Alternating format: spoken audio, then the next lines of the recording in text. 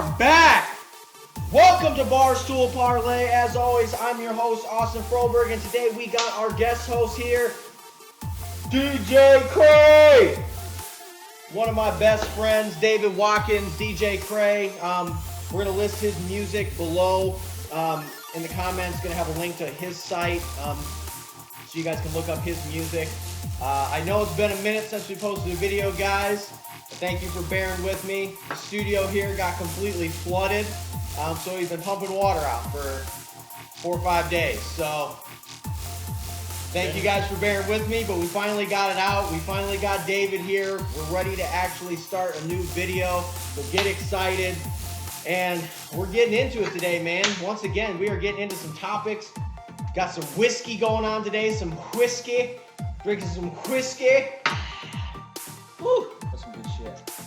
And you guys let me know what you think. Honestly, I like the bar backdrop better. So you guys can tell me what you think, but I like the bar backdrop, so I think the flooding was all for the best.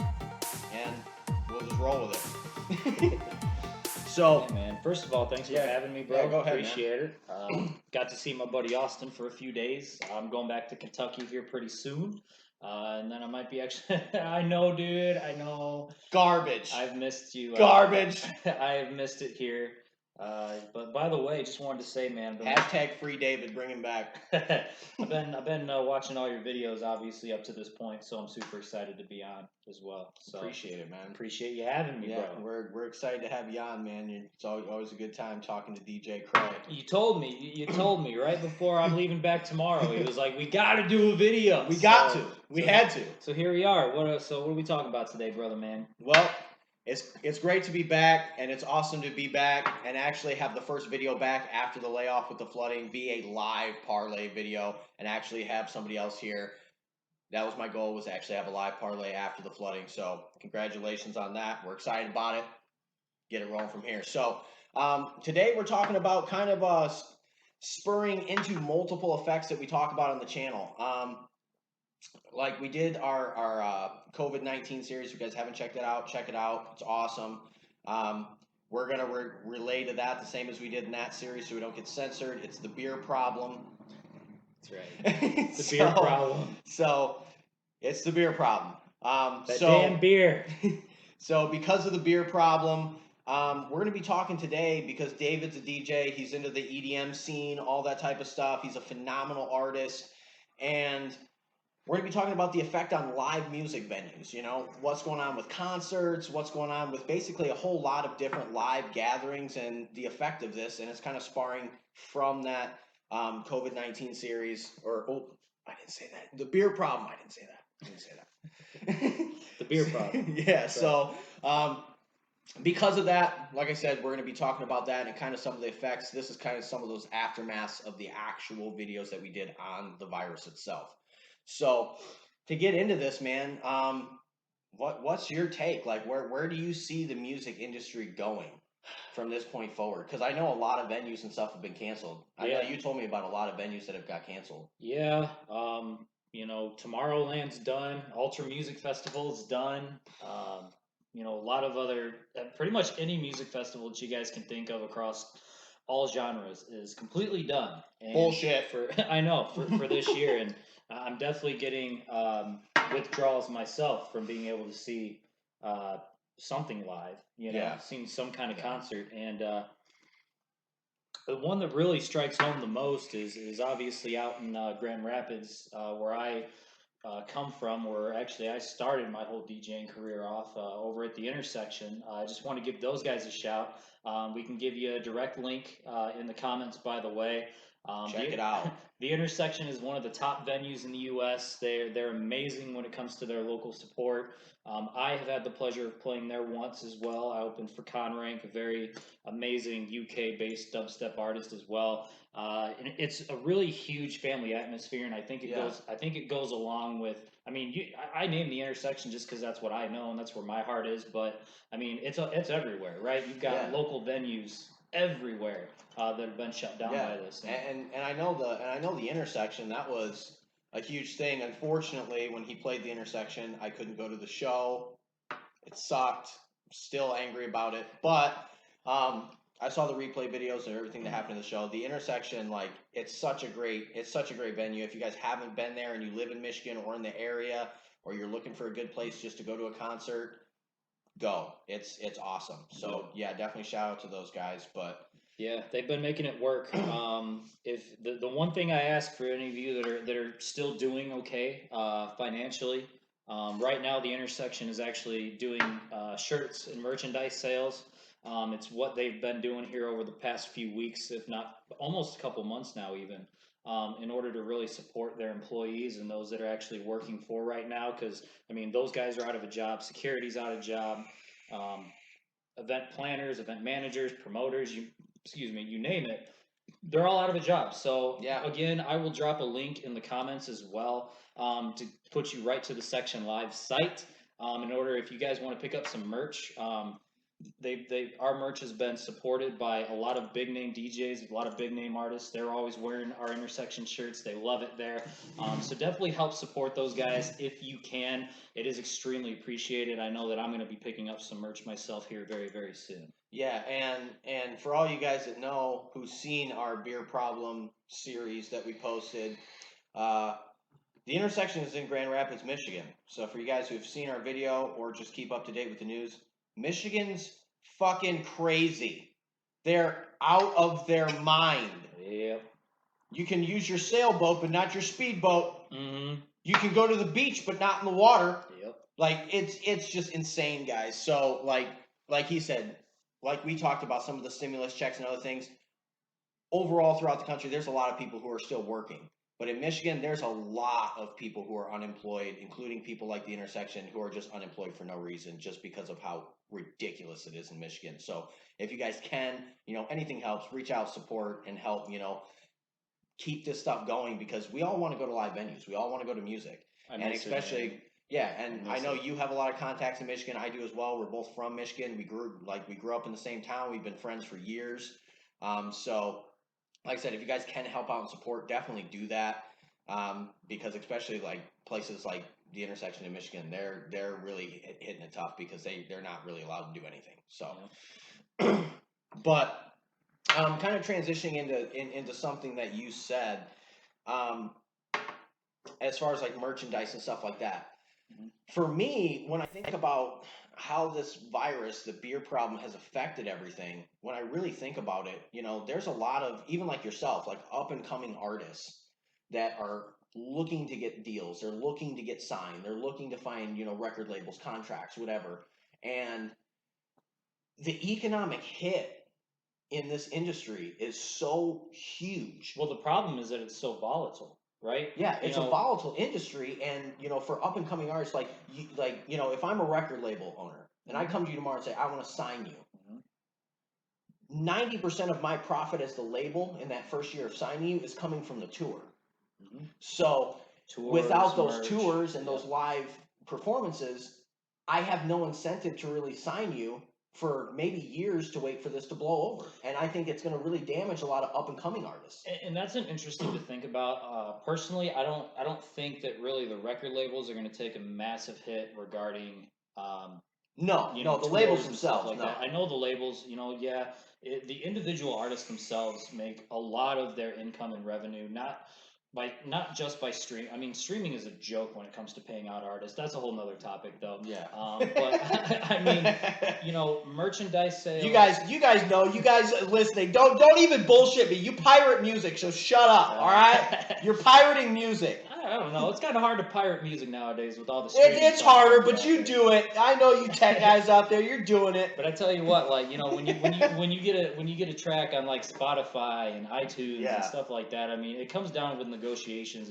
Especially if you're signed to a label, but at the end of the day, like streaming, you're making 1/100th of a cent basically for each play that you have streaming online. So one of the biggest problems, and like I said, obviously you're a lot more into this as far as like the details of the actual revenue payouts and stuff than I am, but so you're saying not only despite the virus in general, there's an overall problem with the actual payout system. Like something needs to be revised in how much is actually getting paid out, like per view, per listen, things like that. Personally, yeah, I think it could be upped a little bit. I mean, and like from what you said, like 1/100th of a penny, like Absolutely. Like even this channel, like you know, everybody's gonna look at this video, look at this channel, and I'm gonna get once you know you hit your subscriber views, whatever on YouTube, you're gonna get like 25 cents per view per subscriber, like. And you know, people who are making music and things that are even a lot more popular than a channel or something like this, they're not even getting, not even a fraction of that. You get YouTubers out here that make like 60, 70,000 views. They're getting paid like YouTube's a whole separate thing, but I mean, with YouTube, you're getting like on average, for 60 to 70,000 views, you're looking at maybe 100, $150 for a video, if that. So, I mean, on the streaming side of things, it's that much worse. So, you know, a lot of these, yeah, and a lot of these artists, they make a lot of their pay by, you know, obviously doing tours, selling merchandise, you know, selling tickets, everything like that involved is where most of our revenue comes from. So, in a time like this where we don't have that opportunity to have a firsthand experience by not only just like seeing and meeting the artists and greeting them, but you know, not being able to sell, you know, VIP packages to festivals and stuff that give you merch that, you know, that's all kind of inclusive with what you're paying for. A lot of these artists are taking very large hits,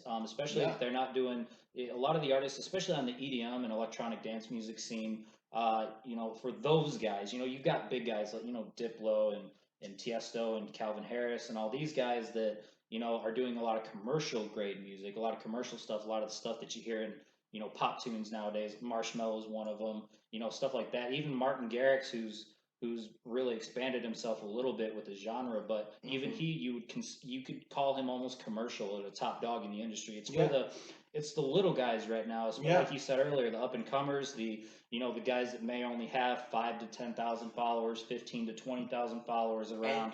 And I didn't even think about it. I didn't even think about it from that aspect, because I'm thinking about it from a management and a business standpoint of the labels without that initial revenue, because they're not really making money on that initial album or whatever off the music itself. That's not where the money's coming from. It's coming from the tours, the live shows, the merchandise.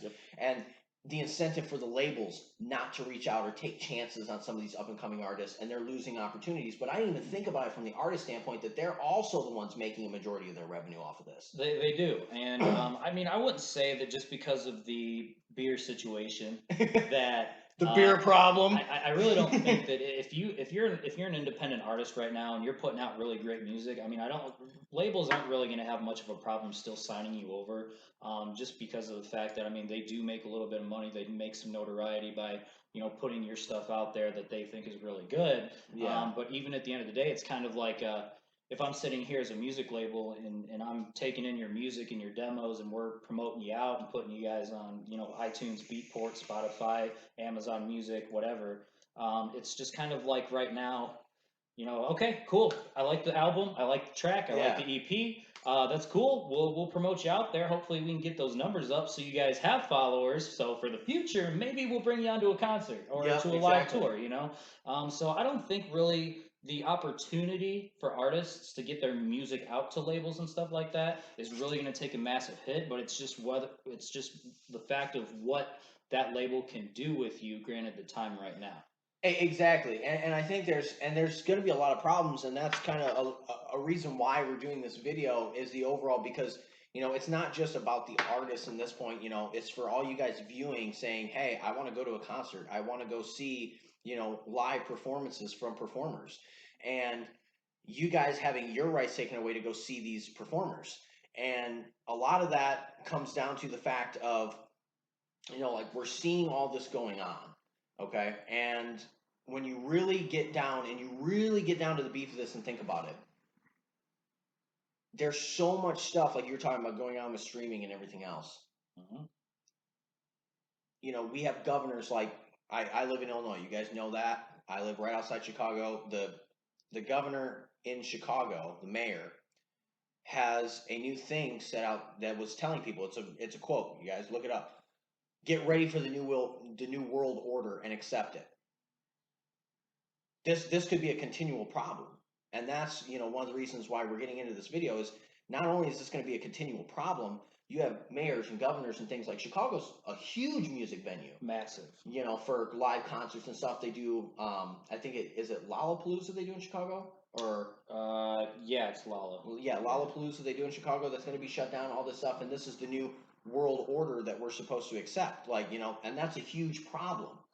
And to think about that moving forward with concert venues and other stuff, like, dude, I remember. that's scary. Dude, I remember my first electronic music festival concert, or well, I should say just concert, EDM concert, let's say, I was at Navy Pier for my first concert experience ever, and that was a huge turning point for my personal career. Being able to go out there, and it was Marshmello that was headlining. That was pretty Okay. cool. Heck yeah. Marshmello was headlining. Crank That was there. Said the Sky was there.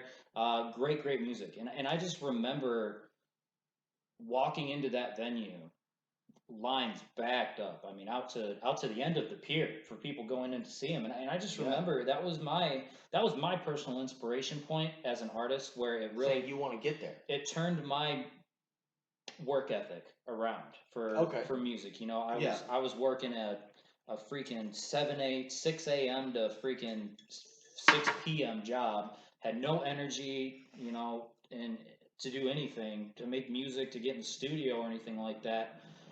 And I just remember going to that concert, and I'm seeing everybody wear all of this Marshmello gear and the hats and the helmet, and I just remember a moment in my head was just like, man, I would personally just love it if I had one person repping my merch specifically coming to see me to play live, right? Yeah. It's a cool feeling when you think about something like that, and it's just like I got into the menu or the music hall, and I'm just like kind of taking in the moment where I'm just like, I want that to be me, right? And I'm sure that there's and as an athlete, you know, you guys know, like, I'm an athlete. I played semi-pro football. I've always wanted to be an athlete, and that's another reason that me and David are friends, is because he loves music, and that's another side of me where I also love music. Like, I do verses, I sing, I like to produce music, and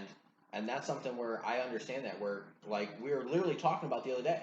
We were literally talking about the other day where it's money over quality of life, and money over what you want what you want to be doing permanently. And we were sitting there, and I was saying, like, hey, if you're listening, Jerry, listen up. Like I said, the Cowboys call me tomorrow, and they pay me $1,000 a year.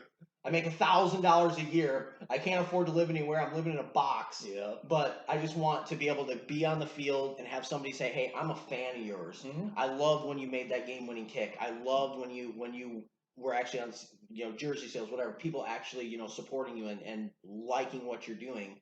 And with music, even the same way. Like, I do a lot of covers and stuff, and when I do covers and I get a lot of likes and other things, like, that's awesome. To have somebody or people be inspired or like what you're doing. I mean, that's it's a whole nother level of, like, satisfaction that people really don't understand outside of, like, an artistic community. Yeah, and music fans alike. I mean, being a music fan, just as a fan, not even as an artist or somebody going somewhere to really, like, judge how people are doing their music or DJing or anything like that. But as just a general fan, I get it. It's fun to be out with your friends and do all that. But these live music experiences are also, like my story with Navy Pier, when I saw Marshmello and all those guys for the first time.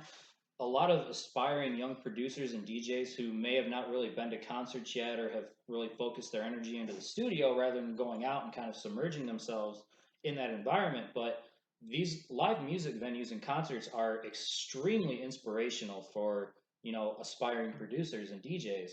And I can't. It's what can keep you going, right? Yeah, it is. Because, like, I've seen a lot of your, like, for lack of a better term, like, backwoods shows and these small bars and other things where, you go there and there's 20 people there and they're just jamming their fucking faces off because they're like, dude, this is the guy. Yep. This dude is awesome. Yep. And they're sitting there, and then that makes you, just completely re-inspires you to say, 3 or 4 people in there like that just completely re-inspires, an artist like yourself to sit there and say, hey, I want to do that again. I want, even if it's another 5 people, I want another 5 people to feel that way about what I'm doing. And it's funny that you bring that up, because after that Marshmello concert happened, I hit up one of my guys, a good friend of mine who I actually met like a year ago, who offered me to come play in Kalamazoo for him. And I just sat back on the excuses, like, I'm working all the time. If I go do this, I'm getting 2 hours of sleep and having to slave away for 12 hours at work.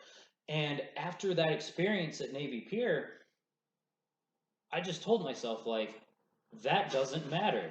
And at the end of the day, I was just kind of like, I don't know. I get into the hotel room. I get into the hotel room that night after the concert, and first thing I did was hit up my boy Pat. That was the first thing I freaking did, was hit up Pat, and I said, "Hey man, do you have a slot available for open decks tomorrow?" Yep. And I went immediately back and I started playing, and I just remember that first time I played there was got bottle service. That's right. So I remember going to that venue. It was at Papa Pete's in Kalamazoo. If you've never been there, check it out. Obviously, when this shit's done. You guys from Michigan, go there. It's an awesome place. That was my first venue that I ever played. And incentive, drinks are cheap. Yes. I've been there. I've got shit face. Drinks are cheap. They are cheap. They're great rates. I recommend Papa Pete's in Kalamazoo. It's amazing. So that was the first gig that I ever played live after that moment of inspiration. And Pat was nice enough to bring me in. He put me in a good slot. There were a lot of people there. And I just remember that first time when the anchor came off from the bottom of the sea, right?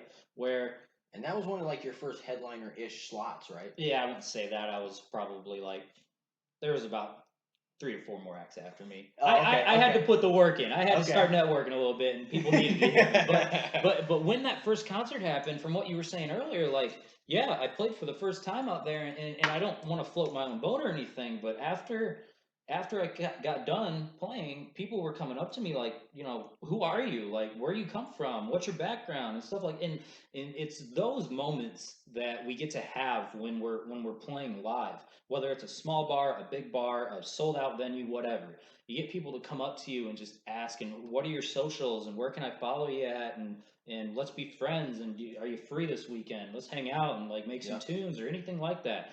That live music experience allows young aspiring DJs and producers to be able to do that, and just artists in general. Exactly, and it sucks that that's all kind of been taken away. I mean, people are doing streaming, live streaming, stuff like that, and we can get into that here in a second. Yeah, I'm about to say that's something I definitely want to jump on. Yeah, for sure, and just like the overall enrichment that you get as an aspiring producer and artist, it comes directly from those live performances. Yeah, and I think that, and I remember like even going out after you've been to Papa Pete's a few times doing shows there, and I remember coming out to like the first one that I came to, and you were already, did a few shows there. There's some regulars that knew you, things like that. Yeah. And going out and, just seeing you, before the concert at, or before your set, after your set, hey, what's up, dude? Yeah, good set, whatever. And everybody's like, oh, dude, you know that guy? You know DJ Kray? Oh, dude, like I want to talk to him. Can you get me to talk to him, whatever? And it's awesome to see people excited about things like that. Because that's what I think a lot of people forget about the artistic community in general, whether it's music, art, sports, whatever, really the performance community, is that it's inspiring to a lot of different people. And it keeps a lot of people who maybe don't think they have an opportunity or whatever going to sit there and say, even somebody like yourself, sit there and say, hey, well, I went through X, Y, and Z to get where I'm at, and you like my music, and now you want to talk to me. And they sit there and say, well, I want to do the same thing. Like, and, in a specific situation, they may sit there and say, well, I like, David, but I had it worse than David. So if I can get there, how much more inspiring is that, not only for myself, but for somebody else? Like, hey, put myself in David's shoes, and the next guy who comes up to me, can I inspire them? And, it's kind of a continual cycle. And that's the overall goal. I look up to those guys like Pat and Tyler, who brought me into Grand Rapids for the first time. Like, they were there once. They were doing the grind. And then they got to the status that they were in. And then at that point, they just hand that down, and they're just looking down, finding new artists. I guess looking down wouldn't be a proper term, but you know what I mean.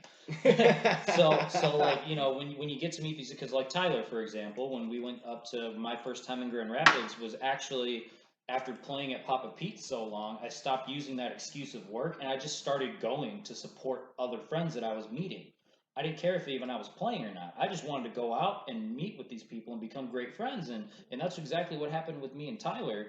I met Tyler when he was going to be playing that night, and he was just like, you want to play at my gig in Grand Rapids one night? I was like, what? You serious?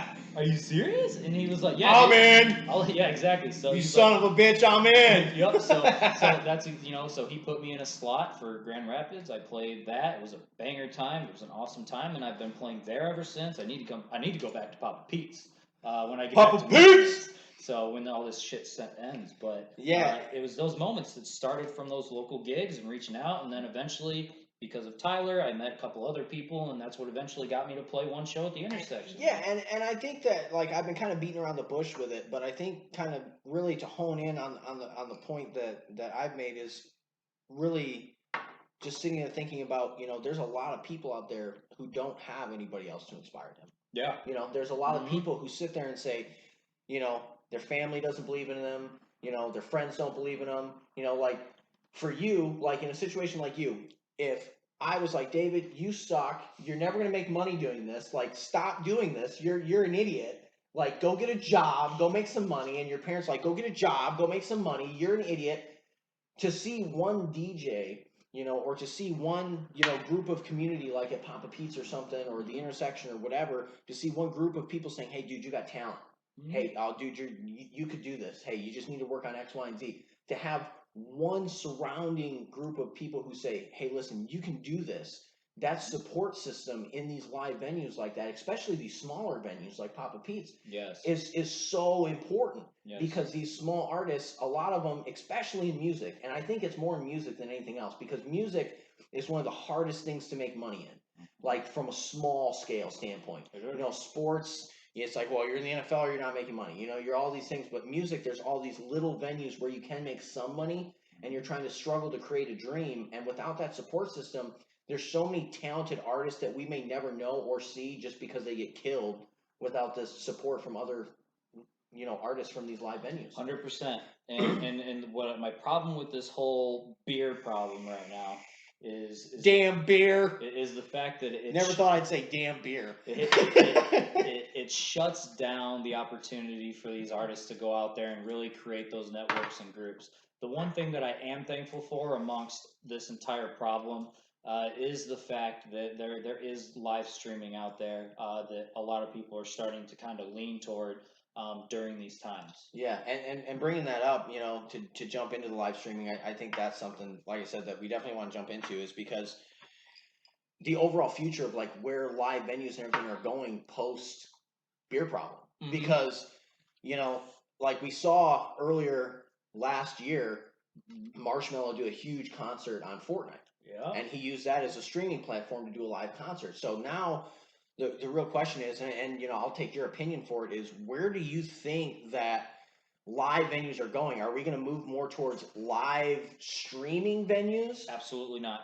Or more live concert venues?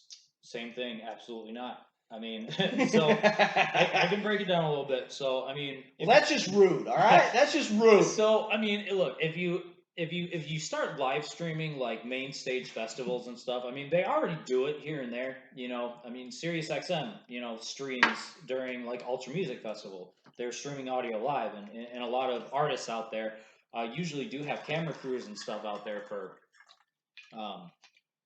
their fans when they're logged, when they're on like a local group and stuff like that. Like I remember Peekaboo, great artist by the way, amazing guy, Matthew.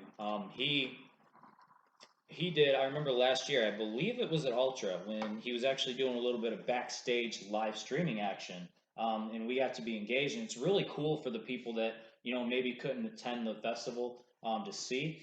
However, as a promoter for a big festival, as a promoter, you don't really want to focus live streams too much, because it does deter fans from buying tickets and coming out. Yeah, I can see that. I think they're already doing a great job as it is with their mediation of live streaming live venues and concerts. I more so see it with the live streaming thing is a great opportunity for more, I guess, aspiring artists per se, to kind of get their name out there on the socials. Like for example, Bass Elements, out there in Grand Rapids, the one that my guy Tyler holds. He's been doing live streams, Monday through Friday, of sets, and sometimes Saturdays as well. of some of us DJs. I had the opportunity to play, do a live stream with Tyler. I can link it in the comments as well if you want to check it out. Check it out. We were doing some live streaming, did about an hour of a set, and that's pretty cool and all. But when it comes to actually having like a full set list and concert type festival thing, I think they'll kind of lean back on that once the live music venues start opening up, because you always want to encourage ticket sales. I mean, 100%. again, like we were talking about earlier, that's how the artists make their money. Yeah. But with like live streaming studio sessions and like just live mixes, bedroom mixes, everybody well, not everybody, but some people like to really kind of, why aren't you using direct audio on your streams? It sounds so muddy. It sounds so nasty. Yeah. Whatever. Fuck it, dude. Like the guy's trying to put himself out there.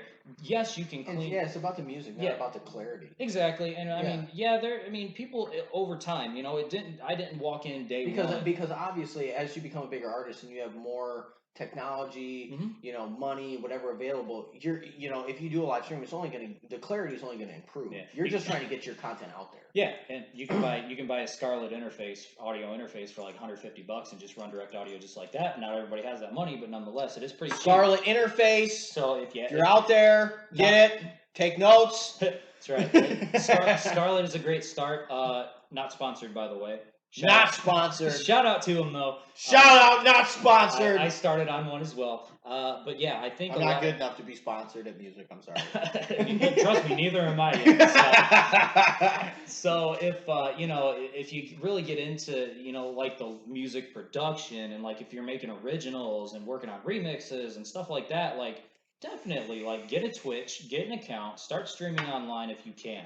Like I really think that because of this entire beer problem that's been going on, artists alike have been looking into how to do that, and even myself, like I got Twitch affiliate not too long ago, thanks to a promotion SoundCloud was doing. I got into there so people can start following, subscribing, stuff like that, and it really drives me to start doing a lot of in-home, in-studio streaming stuff.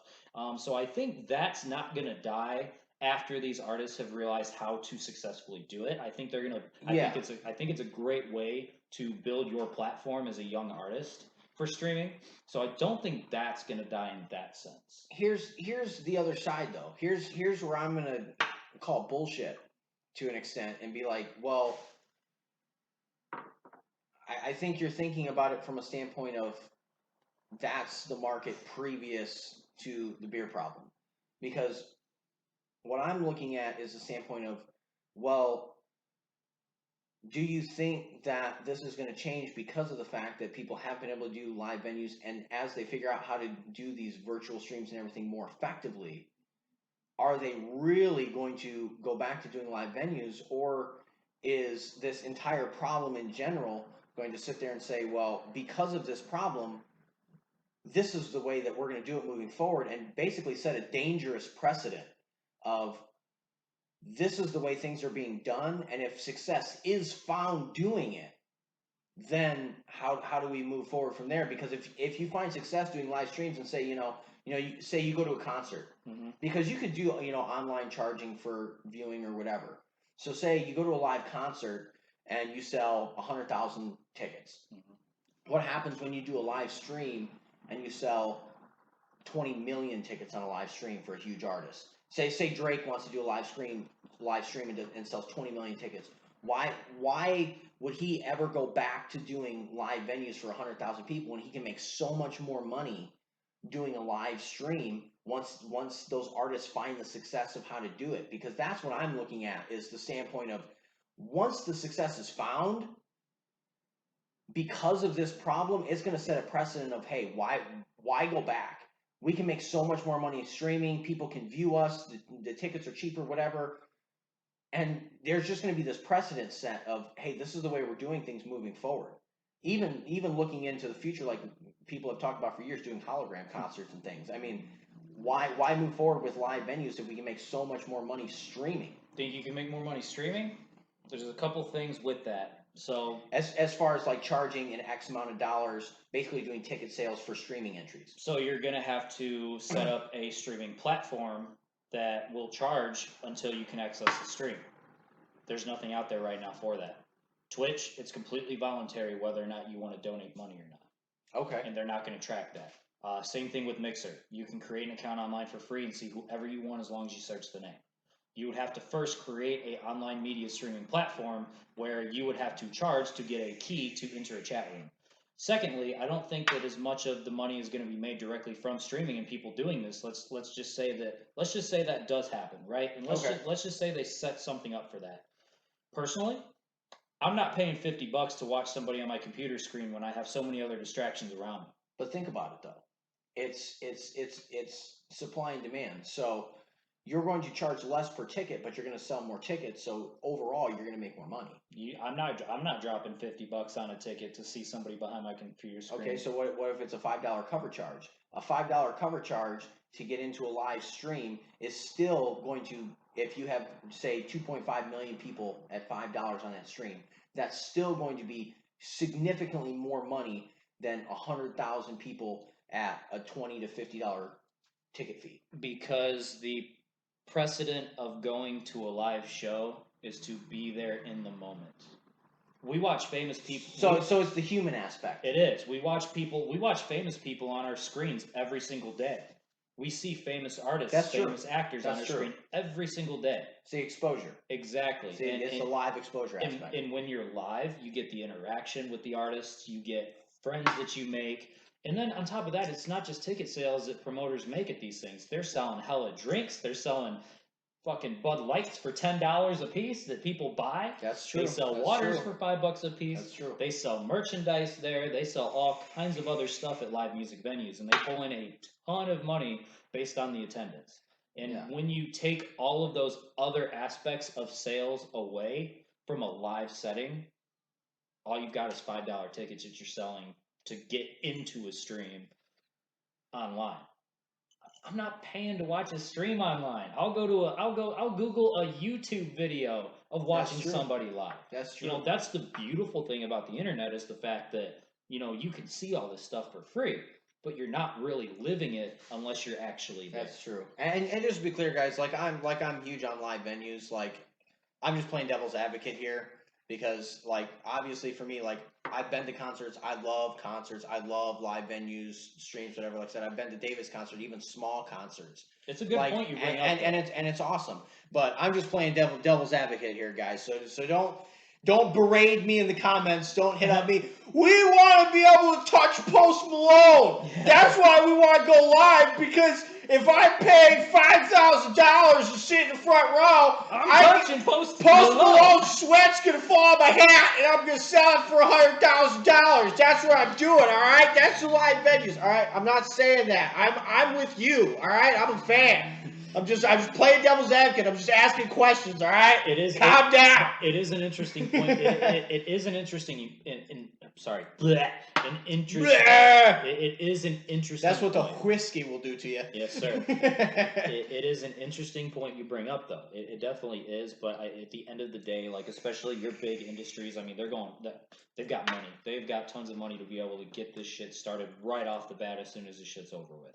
You know, I mean, Tomorrowland, Coachella, fucking Ultra, you name it, all those, they're starting right back up as soon as they're given the green light, you know? Yeah. But it is a good point. But yeah, at the end of the day, they're not going to make as much money just doing like, because perfect example, right? I've been watching a lot of live streams lately, you know, with live music festivals that are streaming all night long. You got art lineups of 20 different artists that are playing, you know, 30 to hour long sets already doing that. But they're not really for profit. They're gonna, you know, you can donate if you want, but at the end of the day, we're already doing that and we're already watching it for free. Yeah. You know, if it were that kind of an issue, you know, they wouldn't be doing as much of these live concert streams that they're already doing. Yeah, and I think that the whole live streaming point brings up really the next topic that I want to talk about is the whole standpoint of, like I said, I'm with you. I'm playing devil's advocate, but I'm with you where I don't think the live streaming would actually be effective and work long term. For the simple fact that, you know, even if you do a live venue, you could do it in an enclosed setting like a studio here, or you could do it, you know, in an empty venue. Mm-hmm. But either way, there's no fans, there's no engagement. There's nothing to really energize that excitement in the artist. Yeah. And because, you know, and I'm sure for you, like we've been talking about throughout the video, is when you have those people, let's fucking go.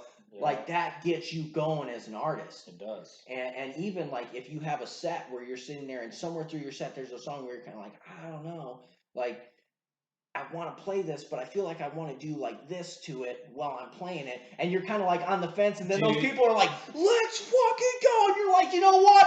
I'm sending it. I'm doing it. And I'm just going to do it. And then, you know, they love it.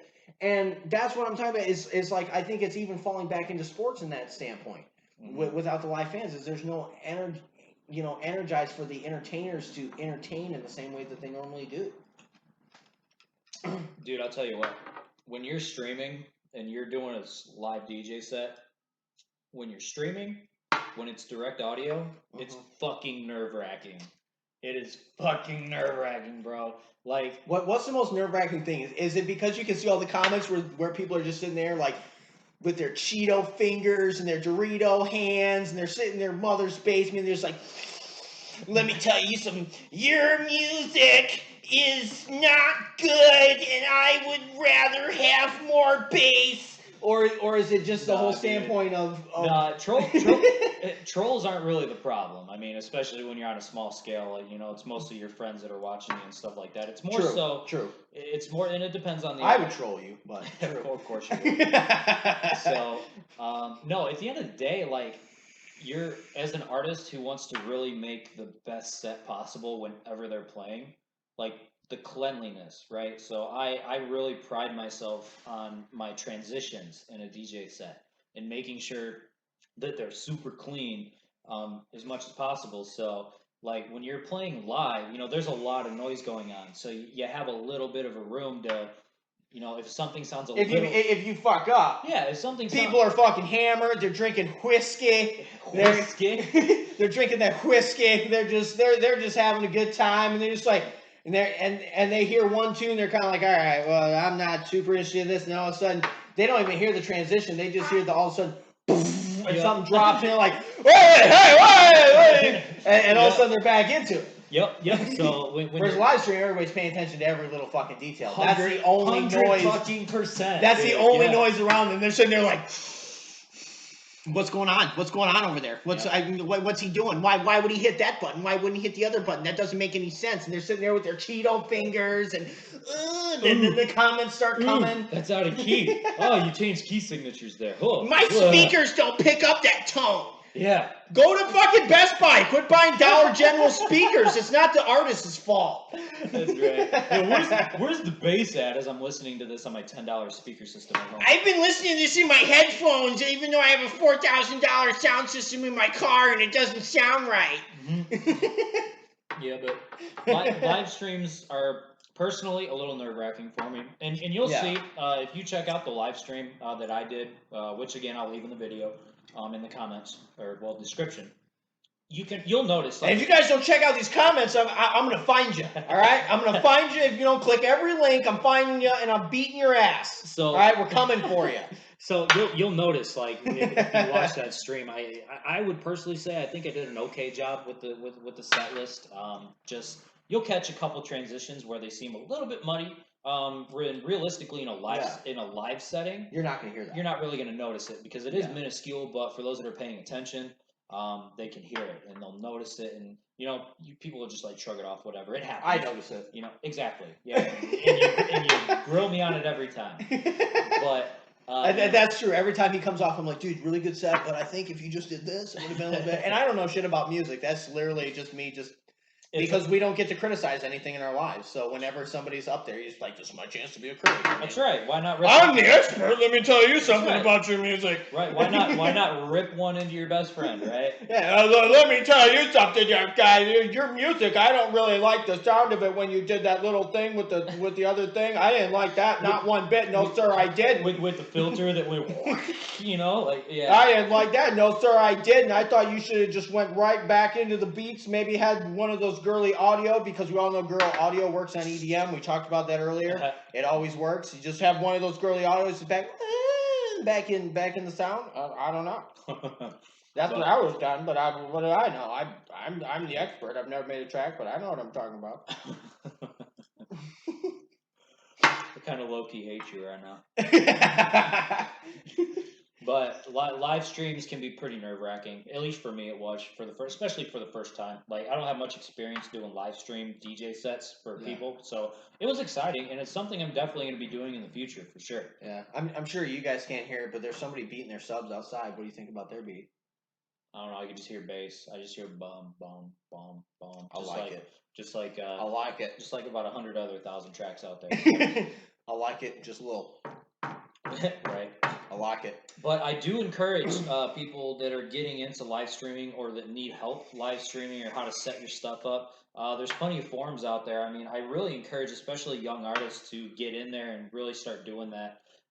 Because I mean, with maybe people or communities you're already involved with that are with Twitch, like me, I'm involved with quite a few Twitch already streamers right now, and you know I've created some online friends in a community that way. When I really start going live, much more, I need a new PC. Not asking for donations, but they definitely fucking help.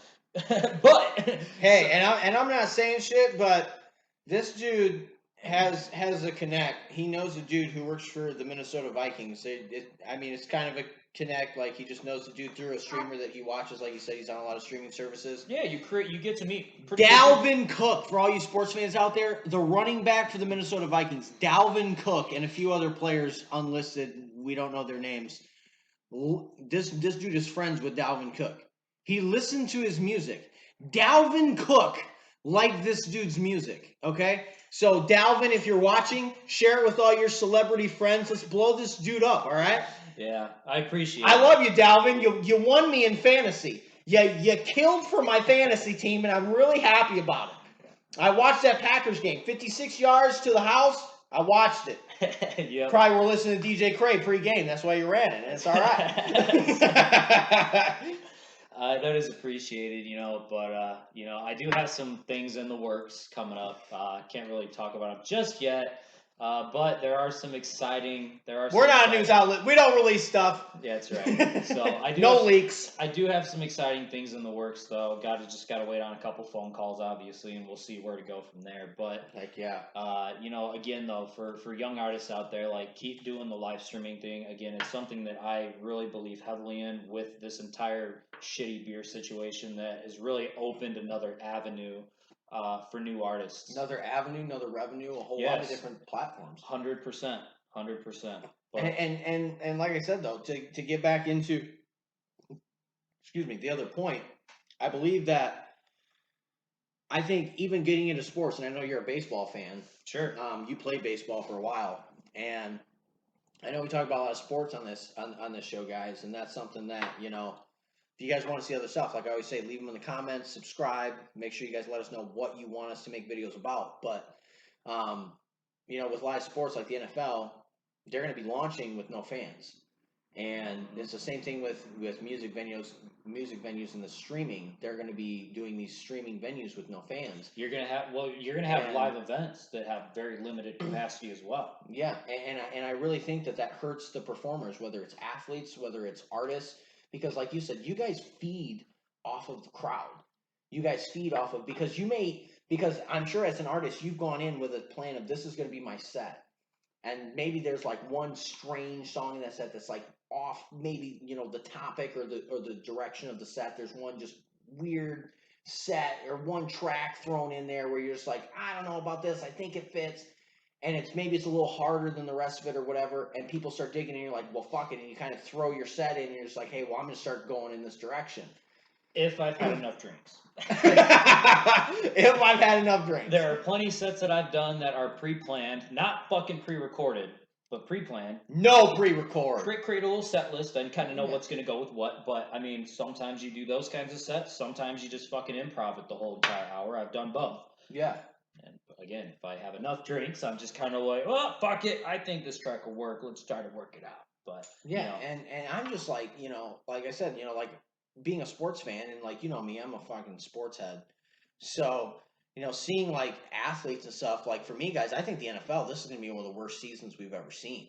Mm-hmm. Like, to be honest, if this beer problem phenomenon continues, because like for me, realistically, guys, I think the NFL, everything, there's too much money. Like as this, because you guys are waking up, everybody's waking up out there, and as this continues to dissipate, everybody's going to say, hey, listen, all right, I'm ready to rock and roll. The NFL is going to open stadiums. People are going to start filling seats.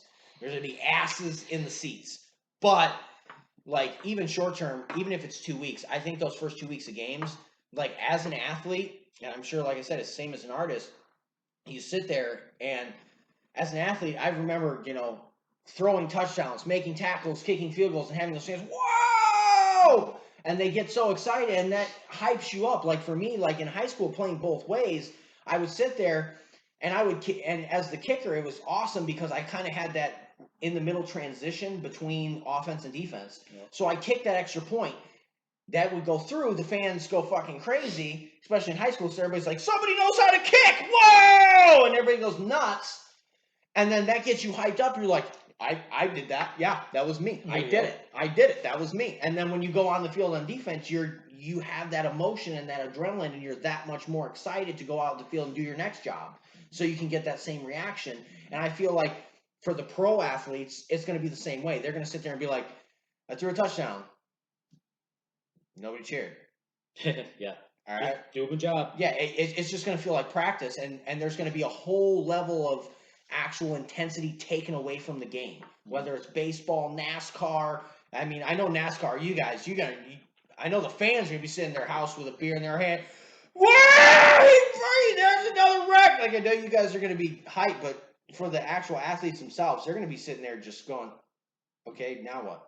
And I really feel like music, they're performers. Whether it's sports, music, they're performers. And I feel like that's really going to be the same way. Where they drop this track and they're accustomed to or they're used to seeing. They drop that track, they drop that bass line, and something. Everybody just goes, whoa! And they're going nuts. And then when they drop that track, and it just takes the excitement. You're going to see those guys where they're sitting there going, and you're seeing the fist pumps, and they're doing their thing, and they're getting into it with the fans. Yep. And then you're just going to see guys sitting there on live streams just going,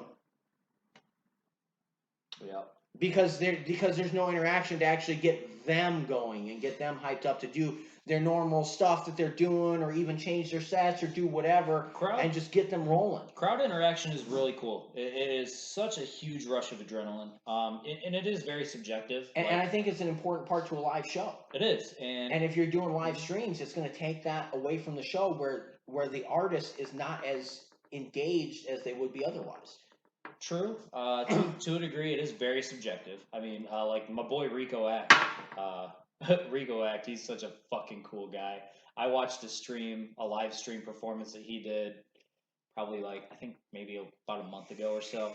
I can't remember the name off the top of my head, but this motherfucker just went insane behind the decks because he knew people were watching, which is cool. But it is, again, very, very subjective, right? Yeah. Some artists really, really live off that pull that they get from the audience and that adrenaline. Because I feel like me, like myself, like if I was an artist, I'd have to be fucked up. I'd have to drink an entire bottle of whiskey before my set to be sitting there like, yeah, dude, woo! Just going crazy like I would in a live set without that engagement. It is, and I really hope that does come back soon. And that was kind of, in case, I don't know if you have any other points you want to touch on, but kind of to bring this video out, I had a question for you. Go for it. And you can ask me the same thing, obviously, but when do you think that live music is going to be a thing again? For me, I know it's tough to tell, but what do you think? I mean, I think it's a little bit subjective to area, obviously. Of course. Because you have some places like Michigan where live music probably isn't going to be a thing till probably next summer. Yeah. Realistically. And then you got other places where, Nashville, Lexington, Kentucky, Florida, Texas, all these other places where, Texas, they're loading hand sanitizer into shotgun shells to shoot Corona out of the air.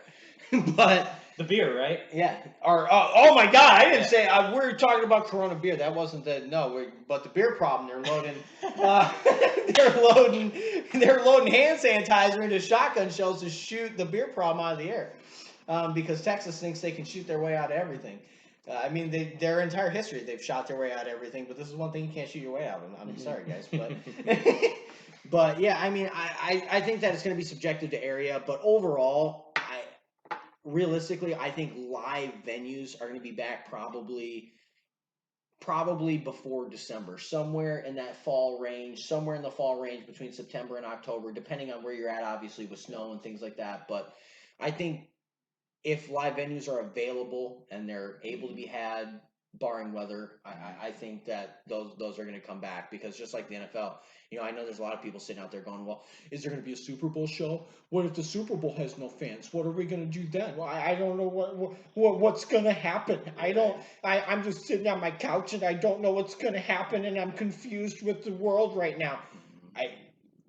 Guys, this whole beer problem thing has gone on for so long, and there's so many people out there, which shout out to you guys. I'm not wearing a mask. I'm not doing this. I'm not going out to these places. Like, to sit there and say, I'm not doing things the way you guys want me to do it. Like the Chicago mayor, the New World Order. And they're saying, I'm not being a part of the New World Order. I'm doing things the way that the old world used to do them. That I really think the NFL, like I said, I think at the most, I'm estimating week 2. So quote me on that. Week 2. Week 3 with fans. Week 2, first 2 weeks, no fans. Week 3 with fans. But I think at worst case scenario, it's going to be week 5, and then we're going to see fans. You think they're going to? Because they're just going to open it up. Because at that point, so many people are going to sit there and be like, I don't care. Sure. They're just going to open it up because. And don't get me wrong, if anybody's watching this, and they've had somebody die from the beer problem or anything like that, like, don't get me wrong, like, I sympathize, I understand where you guys are coming from. Like, I'm not trying to sit there and say, like, this isn't a problem, there isn't, things for people with underlying health issues, don't get me wrong, but I do think that there's so many people out there who are just going to say, listen, I'm ready to go. Like, I'm ready to live my life. I'm not scared. Let me go do this. That it's just going to open up, and everything, the floodgates are just going to open, whether it's sports, concert venues, everything's just going to fly open and go back to normal to an extent. I think the gears are running very slowly with that right now, but they're starting to roll, which is all that matters, right? Personally, because I mean, think about it. How many people, and I think this goes for a lot of people. I mean, obviously, like I said, there's some people who have had some issues with this, but overall, for a majority of the population, we all know the numbers are inflated because in reality, like, do you know anybody who's had the beer problem? Personally, no. I don't. No. And most people I talk to, they say, I don't know anybody.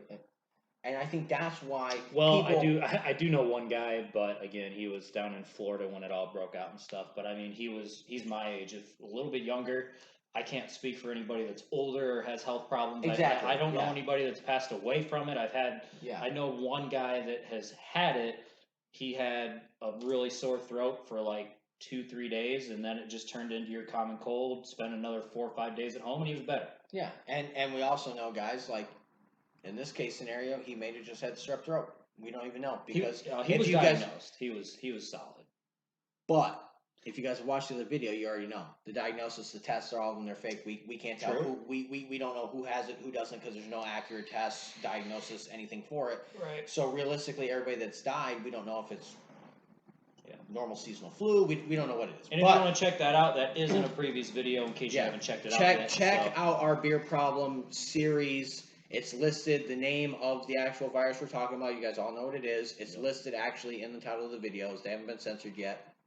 Hopefully it stays that way. But check those out. It goes through all the actual facts and everything of this entire virus and how we've responded, etc. But like I said, I think overall there's so many people, and the majority of people, we don't know anybody who's had it. We don't know anybody who's, been really, like you said, your guy, he had it, but he wasn't really affected by it. We don't know anybody who's actually been affected by it. The people are just going to sit there and say, hey, listen, I'm ready to rock and roll. I don't know anybody who's had it. My friends don't have it. My immediate family doesn't have it. I know 400 people, nobody's had it, nobody's died, and they're just going to be ready to go because I think people are starting to wake up to the fact that this isn't what the media is cracking it up to be, because I think another side of this is the fact that the media is dying. The media is dying because people go to Google, they go to Facebook, they go to Twitter for their news. So live media and news shows are dying, and they're sitting there saying, hey, this is, you know, a 6-8 month, maybe a year problem that we can cash out on and get viewers because they want to know what's going on, what's the next thing, and they can cash out and get viewers because people are, but like I said, people are slowly waking up and they're sitting there going, I don't know anybody, and nobody that I know knows anybody, and nobody that I know that knows somebody else has ever really truly been seriously affected by this. I want to go to a Cowboys game. If I get a sore throat for 5 days and I got to lay in bed to go to a Cowboys game, I'm cool. Like, let's roll. Yeah, it's a good point, and I entirely agree with you that we're getting to the point where people are ready for this shit to be over, the quarantine at least, and all that stuff. Yeah. So, you know, I guess personally, I think that live music venues are going to open up in phases. Especially locally. I do. I think phases is going to be the step. I just like how phase 1, phase 2, phase 3 with businesses, jobs, stuff like that. I think bars, live venues, and all that stuff are kind of going to do the same thing. It could differ. Unless you're in Wisconsin, shout out to you guys. You guys just said, "Hey, this is unconstitutional. Open it up," That's and right. everything fucking flew open. Yep. So shout out to you guys. I live right on the border. I'm about to go to Wisconsin and get a drink. There you go. So this is the way I think it's going to happen, right? I can't speak for large venues and festivals. I think those are large venues, large festivals, stuff like that. They're done until spring next year. Yeah, I think. I think all summer. the large venues, unless possibly like towards maybe the December to February standpoint, like indoor venues where they can stay where they can stay indoors and they don't have to worry about weather, etc. I think some of those, I'm not saying they will, but I think some of those could open if you're depending on the situation. If you're talking a concert, and I'll get into that in a second. Like festivals though, straight up outdoors, vendors, all that shit, done. Not until spring or done.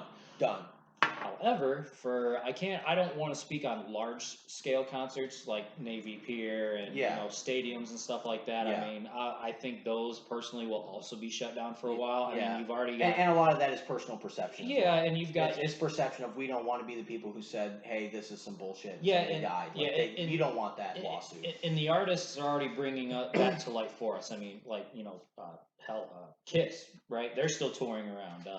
All those big guys, 1975, stuff like that. Snoop Dogg, a lot of these big artists.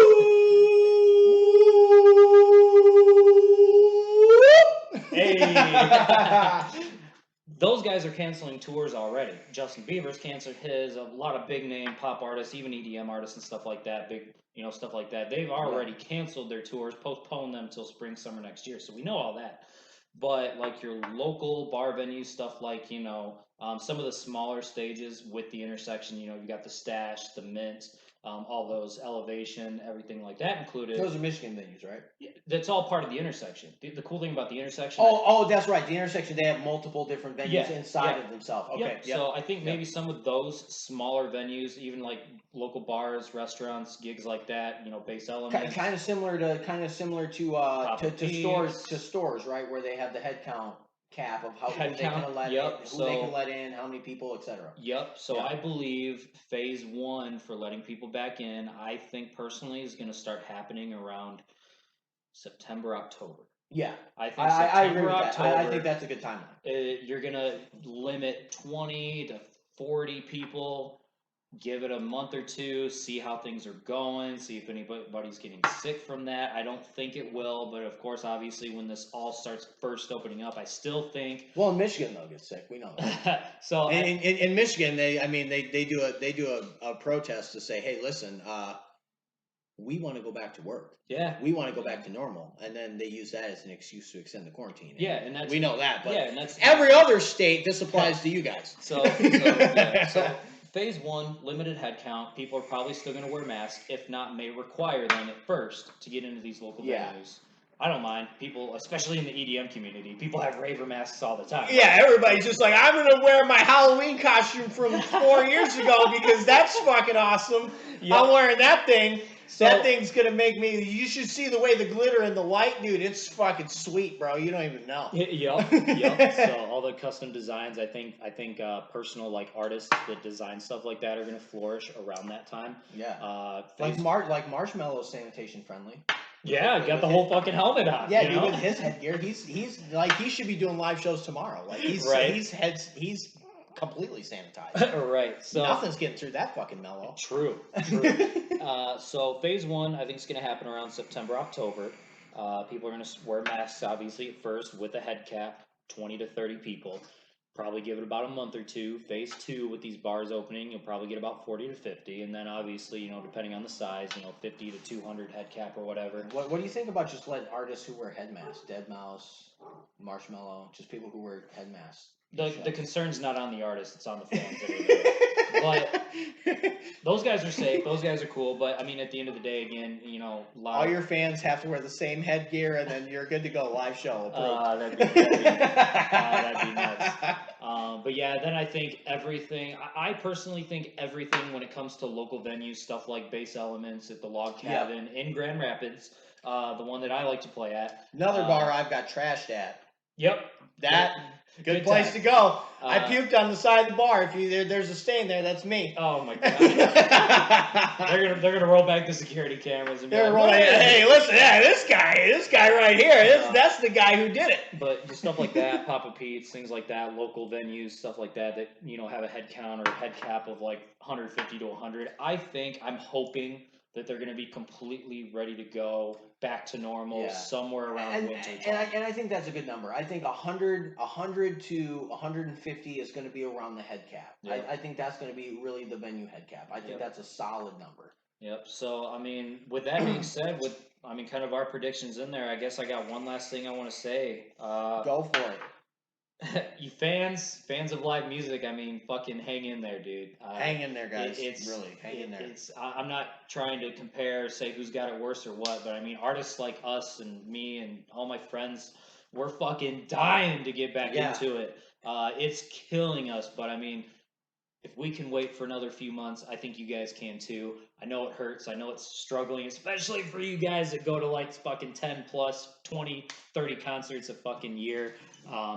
Hang in there. I think after the summer's over, I think we're gonna get right back into being where we used to be. Yeah, and I think like in general, I'm gonna list a few other links in my comments, guys. If those guys want to put their links in there, so don't count on it. But like my friend who I played football with, DK, he's an artist. I'm gonna reach out to him, see if he'll post his link to his stuff in there. And Reed McCoy.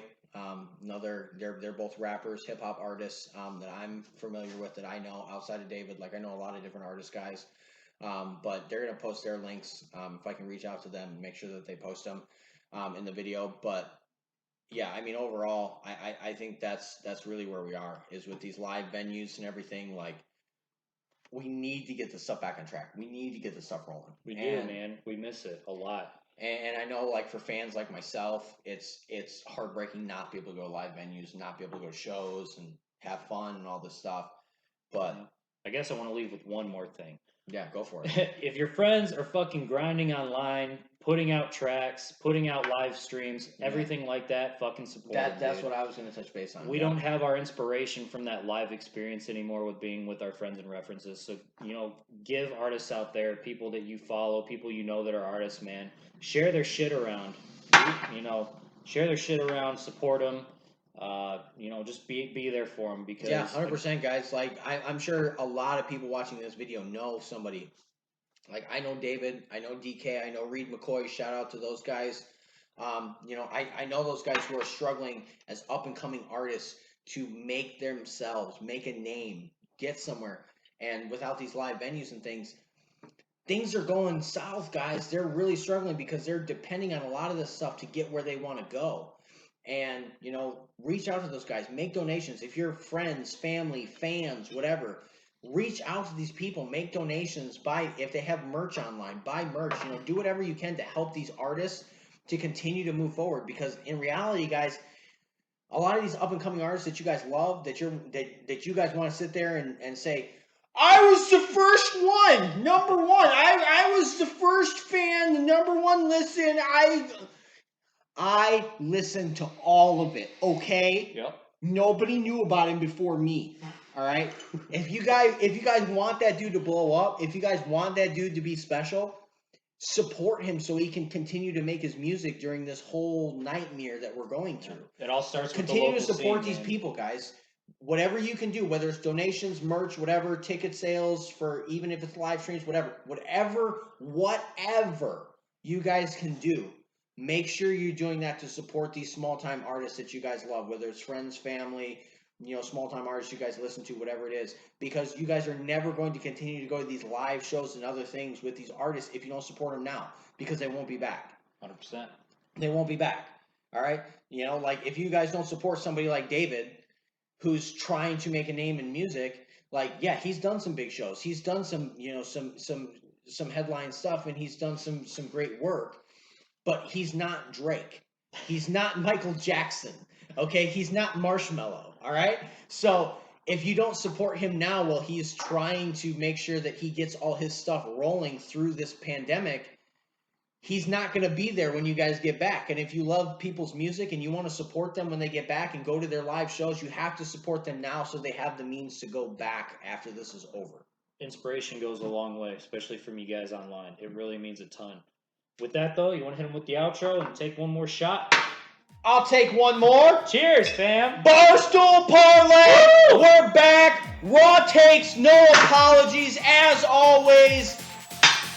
And like I said, guys, if you have anything that you want us to make a video about, we make videos about everything, guys. Sports, politics, philosophy, whatever you guys want to talk about, news. Hey, listen, do you guys want it? We'll make a video about it. Leave it in the comments. You never know. Your next comment may be our next parlay video. And if you want to see a parlay with one of our co-hosts, David Watkins, Brandon Myers, Kevin, whoever you guys want to do a video with, make sure you leave that in the comments, and we'll do that video with that co-host to make sure you guys are happy. Cheers, guys. Cheers. Support your local artists. Support your local artists. Cheers. Peace out, guys. Deuces.